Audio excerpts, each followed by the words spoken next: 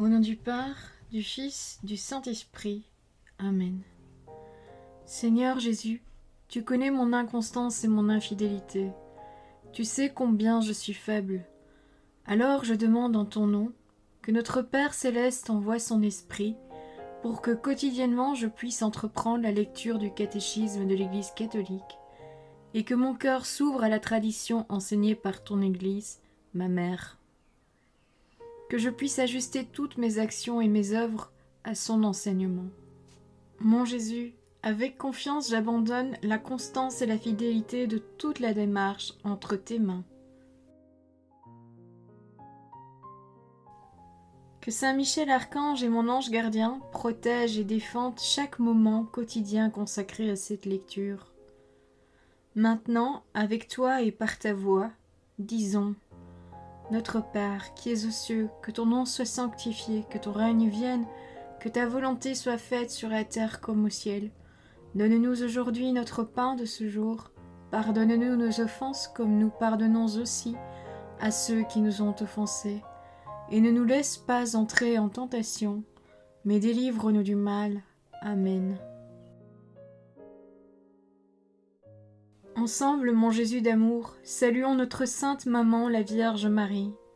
Entre ses mains, je remets mon cœur, mon âme, ma volonté et ma vie, afin que par ses soins règne en moi la volonté du Père, et qu'en ses mains mes œuvres soient gardées, transformées, en parfaite offrande rayonnante de la lumière de Dieu, pour sa gloire, le salut des âmes et la consolation des âmes du purgatoire. Je te salue Marie, comblée de grâce. Le Seigneur est avec toi, tu es bénie entre toutes les femmes, et Jésus, ton enfant, est béni. Sainte Marie, Mère de Dieu, prie pour nous, pauvres pécheurs, maintenant et à l'heure de notre mort. Amen. Je te salue Marie, comblée de grâce, le Seigneur est avec toi. Tu es bénie entre toutes les femmes, et Jésus, le fruit de tes entrailles, est béni. Sainte Marie, Mère de Dieu, prie pour nous, pauvres pécheurs, maintenant et à l'heure de notre mort. Amen. Je te salue Marie, comblée de grâce, le Seigneur est avec toi, tu es bénie entre toutes les femmes, et Jésus, le fruit de tes entrailles, est béni. Sainte Marie, Mère de Dieu, prie pour nous pauvres pécheurs, maintenant et à l'heure de notre mort. Amen. Ô Saint-Esprit, par l'intercession du cœur immaculé de la Sainte Vierge Marie, et par le cœur chaste de Saint Joseph, donne-moi un cœur doux, humble, pur, miséricordieux et charitable. Rends-moi docile à tes célestes inspirations, et prompte à y répondre. Que mon cœur enflammé de ton amour soit en toutes ses œuvres dans la volonté du Père, œuvrant ainsi sous ton joug léger et joyeux. Père céleste, je fais ces demandes par les mérites, les œuvres et les souffrances de Jésus-Christ, ton Fils bien-aimé. En mon nom, au nom des âmes de ma famille, au nom des âmes de mes proches, au nom des âmes qui se sont recommandées à mes prières, au nom des âmes constituant ta Sainte Église, le pape, les cardinaux, les évêques, les prêtres, les religieux et religieuses, les laïcs, au nom des âmes qui ne te connaissent pas, des âmes des païens, des âmes des hérétiques, des âmes des apostats et des âmes froides. En tout temps, dans les siècles des siècles. Amen. Article 7. D'où viendra juger les vivants et les morts? Premier point. Il reviendra dans la gloire. Le Christ règne déjà par l'Église. Numéro 668. Le Christ est mort et revenu à la vie pour être le Seigneur des morts et des vivants. Voir la lettre aux Romains, chapitre 14, verset 9. L'ascension du Christ au ciel signifie sa participation, dans son humanité, à la puissance et à l'autorité de Dieu lui-même. Jésus-Christ est Seigneur. Il possède tout pouvoir dans les cieux et sur la terre. Il est au-dessus de toute autorité, pouvoir, puissance et souveraineté, car le Père a tout mis sous ses pieds. Voir la lettre aux Éphésiens, chapitre 1, versets 20 à 22. Le Christ est le Seigneur du cosmos et de l'histoire. En lui, l'histoire de l'homme et même toute la création trouvent la récapitulation, leur achèvement transcendant. Numéro 669. Comme Seigneur, le Christ est aussi la tête de l'Église, qui est son corps, élevé au ciel et glorifié. Ayant ainsi accompli pleinement sa mission, il demeure sur la terre dans son Église. La rédemption est la source de l'autorité que le Christ, par son Esprit Saint, exerce sur l'Église.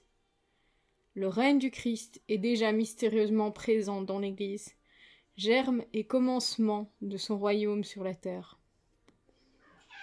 Numéro 670. Depuis l'Ascension, le dessein de Dieu est entré dans son accomplissement.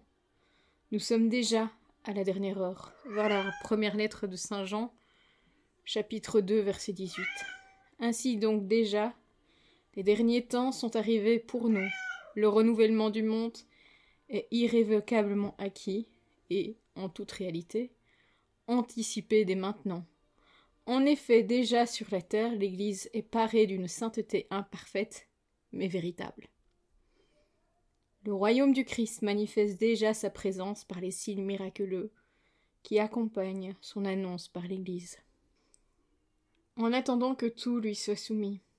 Numéro 671. Déjà présent dans son Église, le règne du Christ n'est cependant pas encore achevé avec puissance et grande gloire. Voir l'Évangile selon saint Luc, chapitre 21, verset 27. Par l'avènement du roi sur la terre. Ce règne est encore attaqué par les puissances mauvaises, même s'ils ont été déjà vaincus à la base par la Pâque du Christ, jusqu'à ce que tout lui ait été soumis, jusqu'à l'heure où seront réalisés les nouveaux cieux et la nouvelle terre, où la justice habite. L'Église en pèlerinage porte dans ses sacrements et ses institutions. Lève de ce temps la figure du siècle qui passe. Elle vit elle-même parmi les créatures qui gémissent présentement encore dans les douleurs de l'enfantement et attendent la manifestation des fils de Dieu. Pour cette raison, les chrétiens prient, surtout dans l'Eucharistie, pour hâter le retour du Christ, en lui disant « Viens, Seigneur ». Voir le livre de l'Apocalypse, chapitre 22, verset 20. Numéro 672.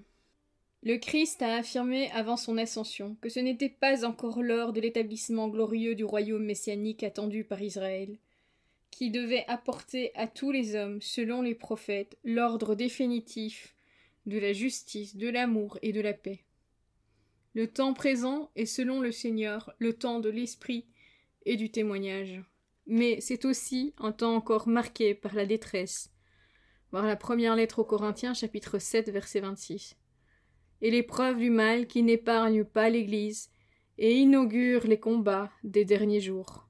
C'est un temps d'attente et de veille. L'avènement glorieux du Christ, espérance d'Israël, numéro 673. Depuis l'Ascension, l'avènement du Christ dans la gloire est imminent, même s'il ne nous appartient pas de connaître les temps et les moments que le Père a fixés de sa seule autorité. Voir les Actes des Apôtres, chapitre 1, verset 7. Cet avènement eschatologique peut s'accomplir à tout moment, même si il l'a retenu, lui et l'épreuve finale qui le précédera. Numéro 674. La venue du Messie glorieux est suspendue à tout moment de l'histoire, à sa reconnaissance par tout Israël, dont une partie s'est endurcie, dans l'incrédulité, voir la lettre aux Romains, chapitre 11, verset 20. Envers Jésus. Saint Pierre le dit aux Juifs de Jérusalem, après la Pentecôte, « Repentez-vous et convertissez-vous, afin que vos péchés soient effacés, et qu'ainsi le Seigneur fasse venir le temps du répit. Il enverra alors le Christ qui vous a destiné, Jésus, celui que le ciel doit garder jusqu'au temps de la restauration universelle dont Dieu a parlé dans la bouche de ses saints prophètes. » Voir les Actes des Apôtres, chapitre 3, versets 19 à 21. Et saint Paul lui fait écho. Si leur mise à l'écart fut une réconciliation pour le monde, qui sera leur assomption, sinon la vie sortant des morts? Voir la lettre aux Romains, chapitre 11, verset 15. L'entrée de la plénitude des Juifs dans le salut messianique, à la suite de la plénitude des païens, donnera au peuple de Dieu de réaliser la plénitude du Christ. Voir la lettre aux Éphésiens, chapitre 4, verset 13. dans laquelle Dieu sera tout en tous. Voir la première lettre aux Corinthiens, chapitre 15, verset 28. L'épreuve ultime de l'Église, numéro 675. Avant l'avènement du Christ, l'Église doit passer par une épreuve finale qui ébranlera la foi de nombreux croyants. La persécution qui accompagne son pèlerinage sur la terre dévoilera le mystère d'iniquité, sous la forme d'une imposture religieuse apportant aux hommes une solution apparente à leurs problèmes au prix de l'apostasie de la vérité. L'imposture religieuse suprême est celle de l'Antéchrist, c'est-à-dire celle d'un pseudo-messianisme où l'homme se glorifie lui-même à la place de Dieu et de son Messie venu dans la chair. Numéro 676. Cette imposture antichrist se dessine déjà dans le monde chaque fois que l'on prétend accomplir dans l'histoire l'espérance messianique, qui ne peut s'achever qu'au-delà d'elle à travers le jugement eschatologique, même sous sa forme mitigée. L'Église a rejeté cette falsification du royaume à venir sous le nom de millénarisme, surtout sous la forme politique d'un messianisme sécularisé, intrinsèquement perverse. Numéro 677. L'Église n'entrera dans la gloire du royaume qu'à travers cette ultime Pâque, où elle suivra son Seigneur dans sa mort et sa résurrection. Le royaume ne s'accomplira donc pas par un triomphe historique de l'Église, selon un progrès ascendant, mais par une victoire de Dieu sur le déchaînement ultime du mal, qui fera descendre du ciel son épouse. Le triomphe de Dieu sur la révolte du mal prendra la forme du jugement dernier, après l'ultime ébranlement cosmique de ce monde qui passe. Voilà, c'est tout pour aujourd'hui. Je vous souhaite à tous une bonne et sainte journée.